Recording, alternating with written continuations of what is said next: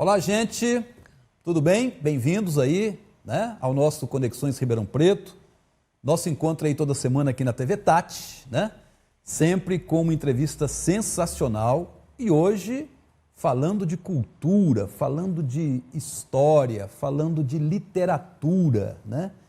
E para nos acompanhar nessa jornada, né, a gente vai contar aqui hoje, estamos recebendo aqui com grande prazer, com grande alegria, a nossa amiga Lilian Rodrigues de Oliveira Rosa, né? Ela que é coordenadora dos cursos de pós-graduação, né, da FAAP, né?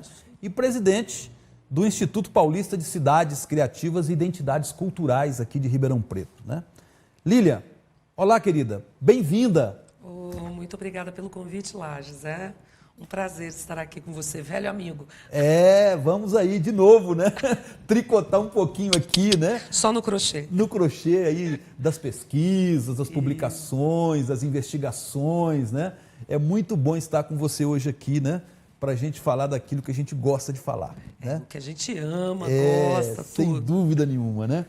Ô Lília, e vamos começar, né? Exatamente por essa última publicação, né? E você e duas amigas, aliás, vocês estão se apresentando como três amigas que resolveram fazer um trabalho em conjunto. Isso, né? Mesmo. Um encontro de três amigas, você, Adriana Silva e a nossa querida Sandra Molina. Isso. Né? E, enfim, vocês acabaram lançando, né, o Café com Açúcar agora na última Feira do Livro. Isso. Foi o lançamento, né, na Feira do Livro. Foi o lançamento na feira. E depois participamos, inclusive, aí na programação do aniversário de Ribeirão Preto também, né? Um debate gostoso. Muito interessante aí, né? Com outros autores sobre história de Ribeirão. Estava presente, participei ali, gostei muito daquele papo, né? Mas eu queria começar exatamente com essa última publicação de vocês, né? Você e a Sandra se encarregaram de escrever sobre o café e a Adriana se dedicou ao livro do açúcar. Nessa coleção, são dois livros sempre juntinhos, casadinhos. Isso, né? Sempre casadinhos, são duas obras inseparáveis, né? Lages, você começou muito bem, é um encontro de três amigas. Nós temos uma amizade de longa data, algumas coisas eu já havia publicado com a Adriana, outras coisas separadamente com a Sandra, mas nós três em conjunto nunca tínhamos nos dedicado a um trabalho, né, as três. E é importante porque eu e Sandra temos uma formação na área da história, nós somos historiadoras. E a Adriana é jornalista, comunicadora, né, educadora. Então foi um encontro da história com o jornalismo. E isso é muito significativo porque nós sabemos os diálogos, as aproximações e as distensões que existem entre o jornalismo e a história ao longo do século XX. Né? Às vezes aproxima, às vezes distende, aqueles debates teóricos sobre o que é verdade. Então, produzir uma coleção em conjunto com profissionais das duas áreas foi muito importante para nós, porque foi interdisciplinar. Foi um debate interdisciplinar. Porque, embora eu e Sandra tenhamos escrito sobre o café e a Adriana tenha escrito sobre a cana, e veja, não é uma história do café e uma história da cana, mas é uma história de quem faz o café, de quem planta o café e de quem faz a cana e de quem planta a cana. Houve um debate o tempo inteiro interdisciplinar entre os dois livros, um diálogo entre os dois livros. Então, foi uma experiência muito boa de ser vivida. Legal. Ô Lília, mas antes de iniciarmos aqui, você falou que havia, na verdade, duas perspectivas que vocês usaram, diferentes na narrativa do café e da cana, né? Isso. Como é que foi isso e por que vocês optaram por essa metodologia, vamos dizer assim? Nós não queríamos que os dois livros fossem uniformes. As três autoras, profissionalmente, chegaram num ponto da vida em que queriam escrever uma obra com a liberdade da alma. Comunicar-se com o leitor com aquilo que vem no peito, sem as amarras tão duras da cientificidade. Embora nós não tenhamos aberto mão da metodologia, não tenhamos aberto mão, obviamente, da riqueza das fontes, da ética no trabalho com as fontes, mas nós fizemos uma opção de escolher a narrativa que queríamos empregar, o estilo de escrita que queríamos empregar. Então, eu e Sandra fizemos um combinado de que queríamos um texto mais fluido, queríamos um texto mais poético, um texto que tivesse uma relação de emoção, que falasse emocionalmente com o público. E a Adriana fez a opção de escrever um texto mais jornalístico, um texto que desse aos entrevistados dela. Ela trabalhou mais com entrevistados e eu e Sandra mais com fontes escritas. Então, o livro da Cana é um livro com muita entrevista. E o livro do Café é um livro de fontes e revisão bibliográfica. Então, fontes bibliográficas e fontes primárias. Então, nós trabalhamos com essas duas diferenças. A Adriana fez a opção de imprimir uma narrativa jornalística, dando a fala ao entrevistado. Então, foi um momento de amadurecimento, né? Naquele em que você escolhe como quer, enquanto autor, como quer se comunicar com o seu leitor. Você falou das fontes, né? E me parece que vocês utilizaram para o Café muita pesquisa em arquivos familiares, assim, fontes ligadas a acervos, né? Documentação familiar, né? Foi difícil encontrar essa documentação? Você já tinha catalogado isso? Já tinha algum material já prévio? Como é que foi isso aí, Olília? Nós trabalhamos com as fontes, obviamente, do Arquivo Público de Ribeirão Preto, que é imprescindível para falar de história não só de Ribeirão Preto, mas eu sempre digo que o Arquivo Público Histórico de Ribeirão Preto é do Brasil, porque é um arquivo que guarda a história do café no Nordeste do estado de São Paulo, que foi a principal região produtora de café na Primeira República. Ele não está falando só de Ribeirão, ele está falando de Brasil e está falando de mundo. Por isso esse arquivo é tão importante. Às vezes as pessoas olham para ele e falam, é um arquivo local. Não, ele é um arquivo de importância nacional e internacional. Por isso precisa de atenção. E as fontes do arquivo foram fundamentais para esse livro.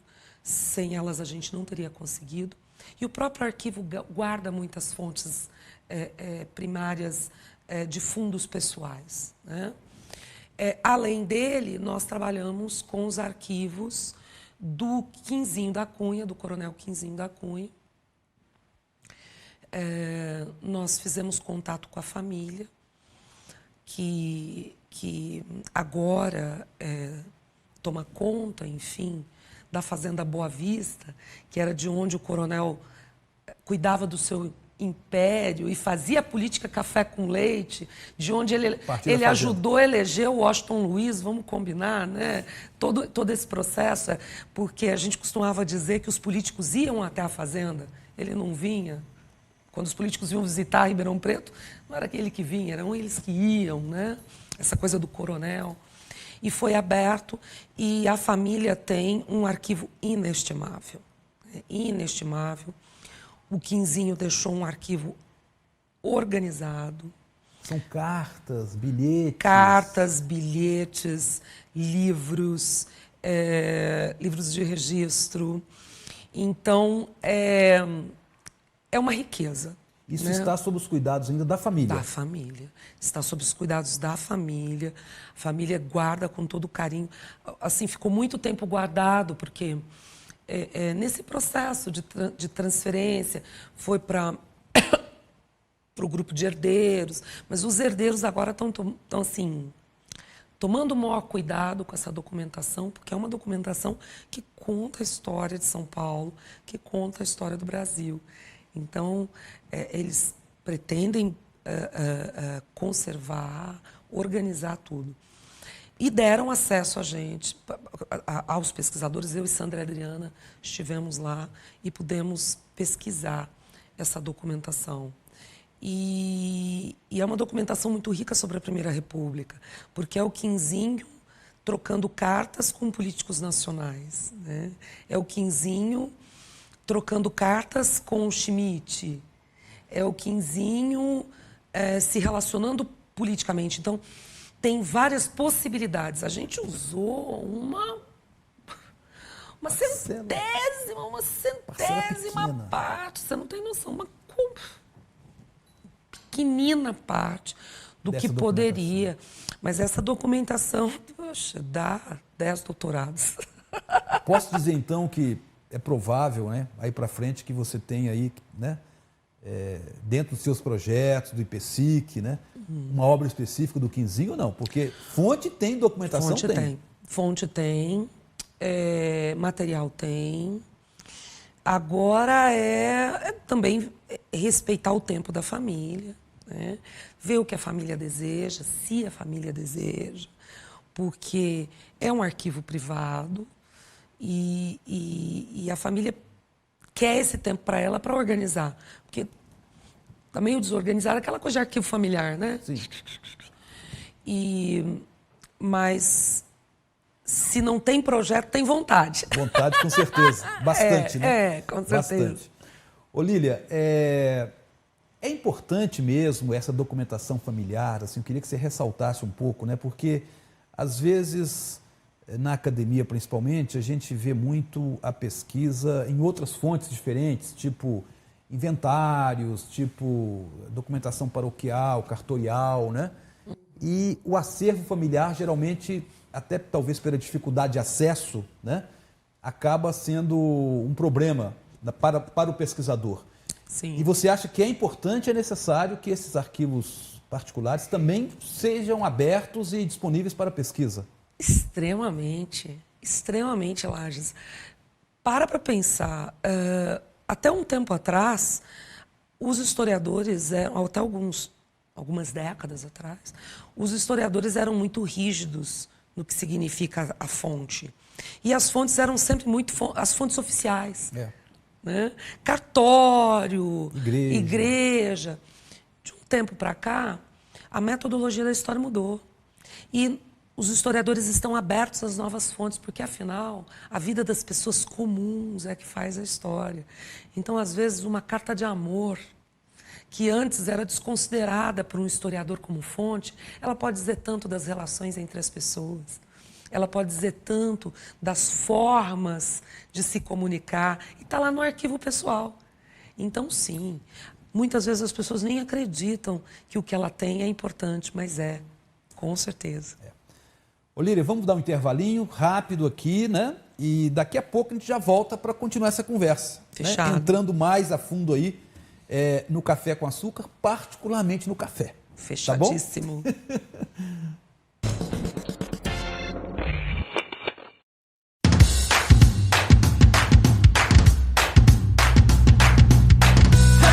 Vem aí, mais estreias na programação do Grupo Tati. Programa 22 em Campo, com Igor Ramos e Correia Júnior. Na TV Tati, muito mais Ribeirão.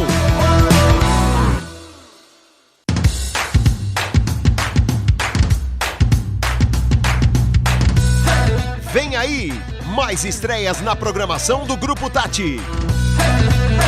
Mistérios da Mente, com Arthur Carvalho. Na TV Tati, muito mais Ribeirão.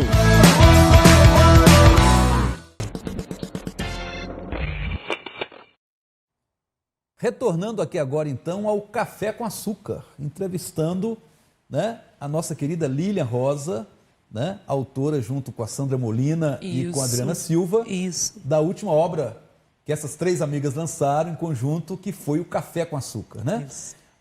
Vamos agora tomar um cafezinho, né? Vamos. Vamos ficar mais no café. Vamos. Ô, Lília, a gente estava falando ainda há pouco na questão das fontes, e antes você havia falado, né, que o Café com Açúcar não é uma obra de história econômica, nem é uma obra de agronomia. Né? Não. E fala mais das pessoas, daqueles que plantaram, daqueles que colheram o café, que viveram, né, aquela fase ali.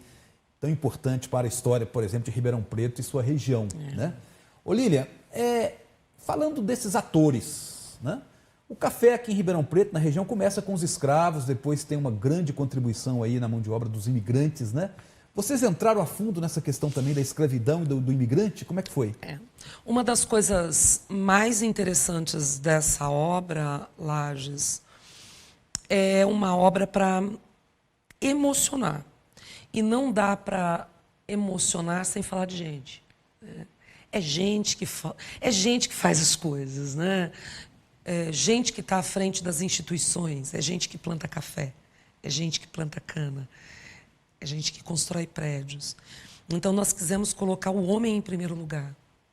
Vamos falar do homem. Mas não é falar do homem no sentido de uma coleção de biografias, pequenas biografias, mas falar no sentido da história social. Como é que essas vidas se entrelaçaram? Das relações. Né? Como essas relações aconteceram num período em que se respirava café. Né? Porque o entorno de Ribeirão Preto era um oceano de cafezais. Hoje nós falamos de mar de cana, mas se você andasse quilômetros e quilômetros e quilômetros, era café. Era café. Foi aliás, o café que desmatou o ouro a região. Verde, né? Sim. Tem essa expressão também bem típica da ouro verde. Isso, foi o café que desmatou a região. Né? Mas quem desmatou? Primeiro o escravo. Vale lembrar que o Pereira Barreto aportou aqui com 60 escravos. Para quê? Para destocar, derrubar a mata, destocar. E a gente sabe, talvez o ouvinte que não tenha nascido na roça não saiba o tanto que é perigoso o trabalho de destocar, né, de arrancar as árvores, que eram centenárias, né? E João Franco de Moraes Otávio também começa com escravos. Sim, né? E inclusive compra e vende, né? Era comerciante de escravos, né? Olha só. E esse trabalhador é esquecido. É um trabalhador, esse escravo que dedica o teu trabalho, a sua força e a sua vida para essa primeira fase do café, é muito esquecido em decorrência da força do imigrante que vem depois.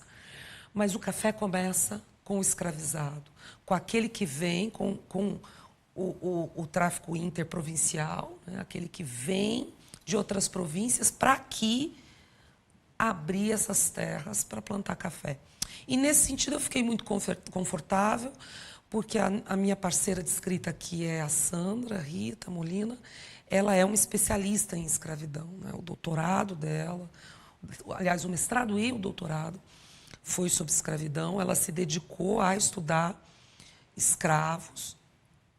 E, então, a parte que diz respeito à mão de obra e à escravidão, a Sandra se dedicou a ela, o que é muito justo, porque é exatamente a praia dela. E a Sandra sempre fala muito isso, que não é possível, é preciso olhar para o trabalho escravo no Brasil como uma questão que precisa se trazer à tona e dar a ele novos olhares, e dar a ele novas reflexões, porque ele esculpiu a marca das relações sociais no Brasil até os dias de hoje. Não dá para ignorar. Então, não é uma... Vamos fazer uma brincadeira, não é uma história que passou, né? História que está aí. Né? Muito interessante essa colocação sua no final, né? Até porque a gente sabe que em outras áreas, em outras searas, inclusive científicas, aí, essa questão está muito à tona até hoje, né? A marca que a escravidão deixou na sociedade, no comportamento do brasileiro até hoje. Né? Na cultura. Na cultura. Na cultura política, que é nas relações com o Estado, na cultura social, que são nas relações entre os grupos. Isso está esculpido. Se nós somos uma escultura, uma das ferramentas que esculpiu essa escultura, uma das principais ferramentas foi a escravidão. E sobre a imigração, também foi parte importante dessa pesquisa, né? E nós temos em Ribeirão Preto um volume bastante interessante de pesquisas sobre imigração.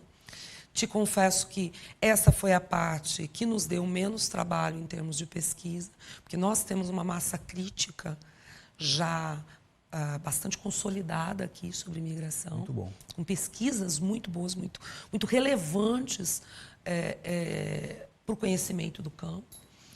E, além disso, nós lançamos mão dos arquivos sobre imigrantes que existem no arquivo, em jornais, para tentar dar uma percepção sobre o que significou esse trabalho dos imigrantes para a região.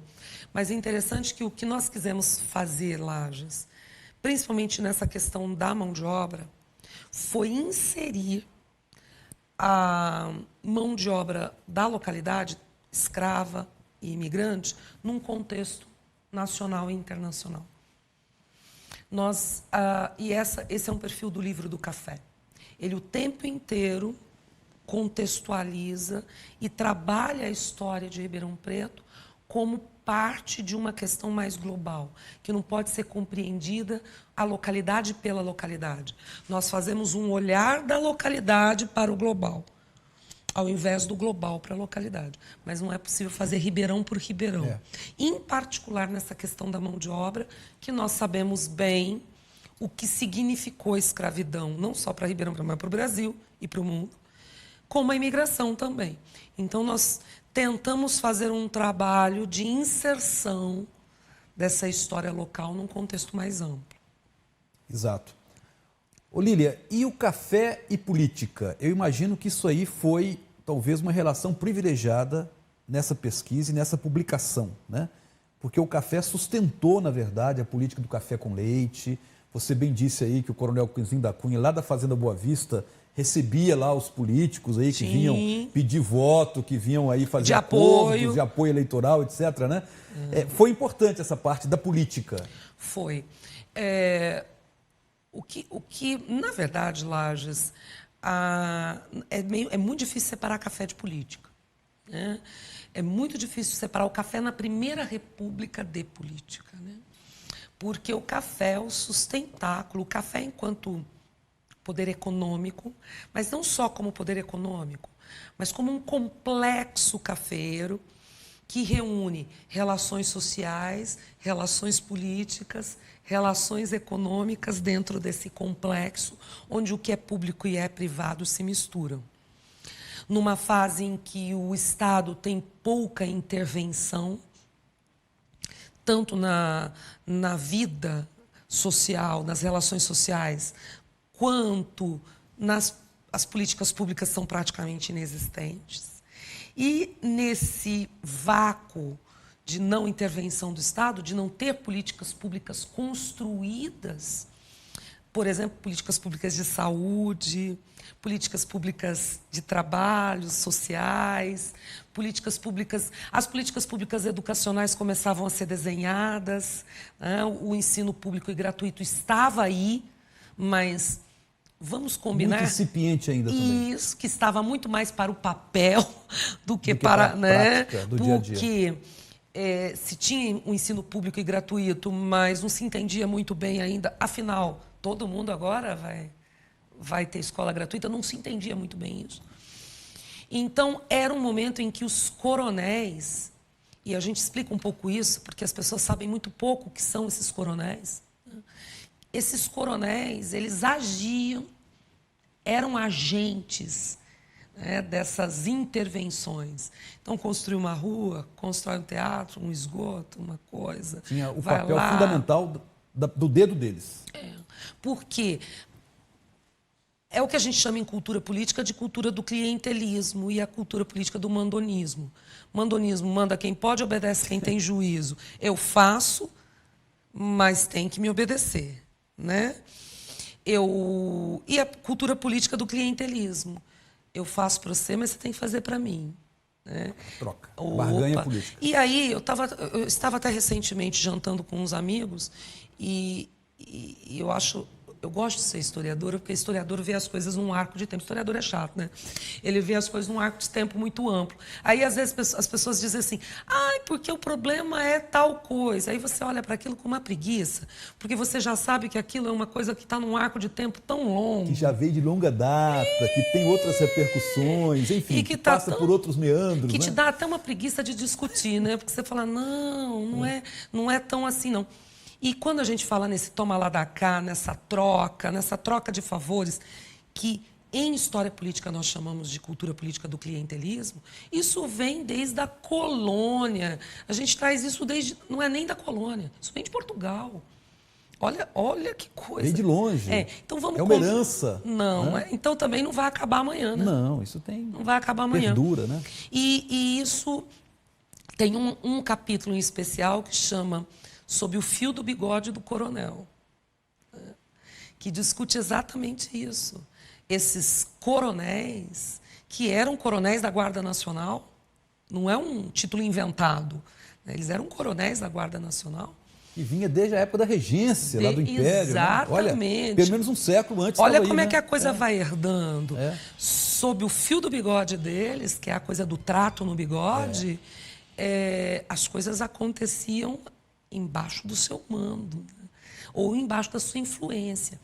Então, nós tivemos em Ribeirão Preto uma multiplicidade de coronéis, mas nós tivemos 2 super-coronéis.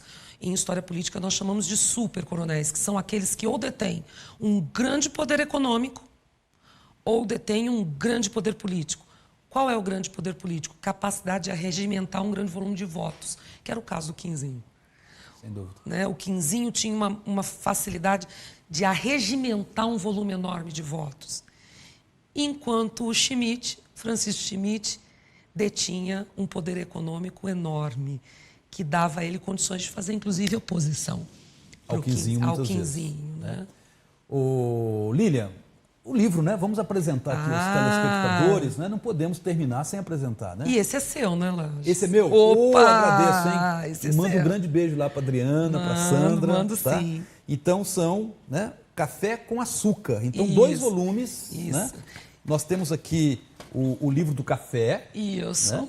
Que aí quem trabalhou mais foi Sandra e você. Sandra né? e eu. E você tem aqui o livro do açúcar. Que é a Adriana. Que foi mais um trabalho da Adriana. Isso. Né? E os 2 foram organizados, teve a participação do Marcos Landel, que é doutor na área de cana, né? Sim. Nós não pudemos abrir mão, muito pelo contrário, até da chancela da leitura crítica, ele fez a organização. E tivemos a organização da Luciana Rodrigues, o apoio técnico da Luciana Rodrigues e da Dulce Neves, que fizeram aí o trabalho de leitura crítica, organização da obra. Muito bom, né? Vou ler com todo carinho. Olha, isso aqui a gente já estava contando que você trouxesse mesmo, né? Para me passar esse presente aqui hoje. Olívia, vamos encerrando por aqui. Gostei muito da nossa conversa, né? Um papo de historiadores assim é agradabilíssimo, né? Nossa, nem fala, né, Lilian? Tem gente que acha que a gente é chato, mas eu não concordo, não. A gente é bom, né? Agradeço muito sua vinda, né? Foi, assim, uma manhã especial essa entrevista aqui, tá bom? Muito obrigada, Lages, foi um prazer enorme estar aqui. E vamos terminando aí mais um Conexões Ribeirão, né? Aqui pela TV Tati, e prometendo voltar, contando aí com todos vocês na próxima semana, né? Com uma outra grande entrevista, enfim, né? Com outro papo aqui sensacional sobre um tema de interesse de todo mundo, de toda a sociedade, né? Muito obrigado aí pelo acompanhamento, pela audiência e até lá.